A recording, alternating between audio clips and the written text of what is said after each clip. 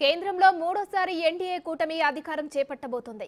భారత ప్రధానిగా నరేంద్ర మోడీ ప్రమాణ స్వీకారం చేయనున్నారు.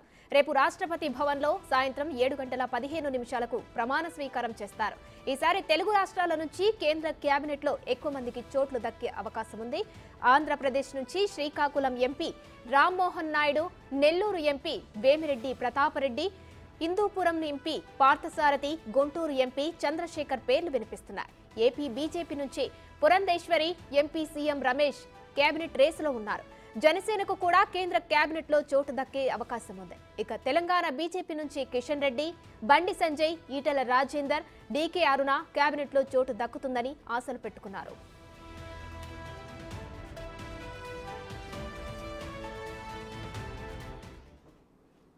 ఇదే అంశంపై మరిన్ని డీటెయిల్స్ మా ప్రతినిధి ఢిల్లీ నుంచి శివ అందిస్తారు.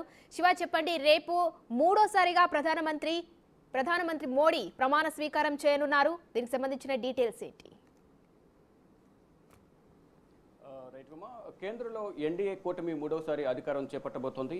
రేపు సాయంత్రం 7:15 రాష్ట్రపతి భవన్లో భారత ప్రధానిగా నరేంద్ర మోడీ మూడోసారి ప్రమాణ స్వీకారం చేయబోతున్నారు. ఇటు ప్రధాని నరేంద్ర మోడీతో పాటు పలువురు కేంద్ర మంత్రులుగా ప్రమాణ స్వీకారం చేయబోతున్నారు. వారిలో ఆశావాహుల సంఖ్య అంటే మూడోసారి అధికారంలోకి వచ్చిన నేపథ్యంలో దేశవ్యాప్తంగా కూడా ఈసారి కేబినెట్లోకి ఆశావాహుల సంఖ్య ఎక్కువ అవుతోంది. తమకు కూడా ఈసారి అవకాశం ఇవ్వాలంటూ అధిష్టానం పెద్దలను ప్రసన్నం చేసుకునేందుకు ఇప్పటికే ఢిల్లీ వచ్చి వారందరితో మాట్లాడుతున్నారు. నిన్న ఎన్డీఏ సమావేశంలో పాల్గొన్న సందర్భంలోనూ ఇటు అమిత్ షా, జేపీ నడ్డా, రాజ్నాథ్ సింగ్ ఇతర సీనియర్ నేతలతో భేటీ అయి తమకు కూడా ఈసారి ఒక అవకాశం ఇవ్వాలంటూ కూడా వారందరికీ విన్నవించుకున్న పరిస్థితి కనిపిస్తోంది.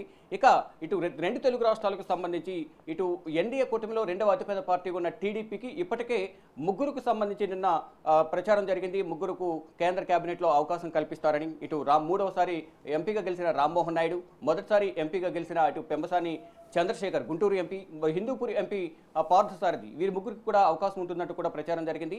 వారికి మాక్సిమం కన్ఫర్మ్ అయినట్లు కూడా తెలుస్తోంది.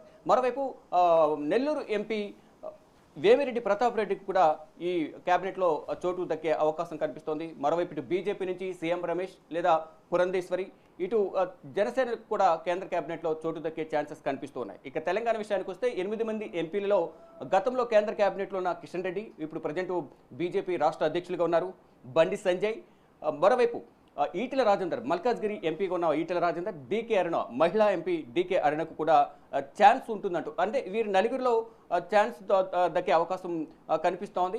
మొత్తం అంటే కేంద్ర కేబినెట్లో ఈసారి కీలకంగా ఈ కేబినెట్ కూర్పు అనేది ఉండబోతుందనేది సమాచారం ఉంటుంది. దీనికి సంబంధించి కేబినెట్ కూర్పుకు సంబంధించి కూడా నిన్న జేపీ నడ్డా నివాసంలో నిన్న మొన్న 2 రోజుల పాటు మిత్రపక్షాలకు అలాగే సొంత పార్టీలో ఉన్న నేతలకు ఎవరికి కేంద్ర కేబినెట్లోకి అవకాశం కల్పించాలి అనే దానిపై ప్రధానంగా చర్చలు జరిగాయి. నిన్న జరిగిన సమావేశంలో ఇటు జనసేన అధినేత పవన్ కళ్యాణ్, టీడీపీ అధినేత చంద్రబాబు కూడా జేపీ నడ్డా నివాసంలో జరిగిన మిత్రపక్షాల సమావేశంలో కేబినెట్లో మంత్రివర్గంలో ఎవరిని తీసుకోవాలి, ఎవరెవరికి అవకాశం కల్పించాలనే కసరత్తుకు సంబంధించి మంత్రివర్గ కూర్పుకు సంబంధించి జరిగిన సమావేశంలో వీరు కూడా పాల్గొని వీరి అభిప్రాయాలు కూడా తెలియజేశారు.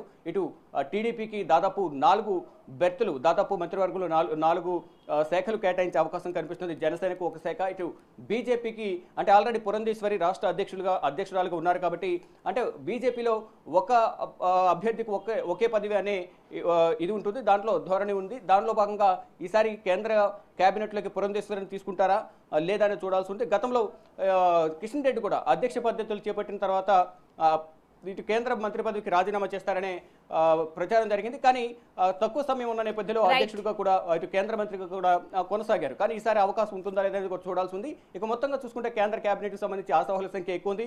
ఇటు తెలంగాణ నుంచి 4 ఆశావాహులు ఉన్నారు.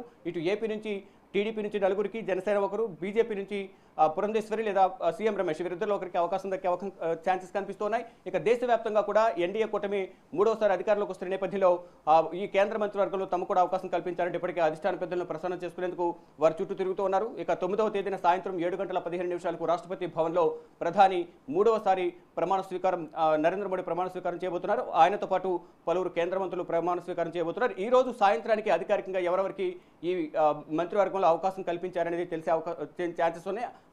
డైరెక్ట్ అధిష్టానం పెద్దలే ఎవరికి దీనిలో కేంద్ర కేబినెట్లో చోటు దక్కిందనేది ఫోన్ చేసి చెప్తారంటూ ప్రచారం జరుగుతోంది.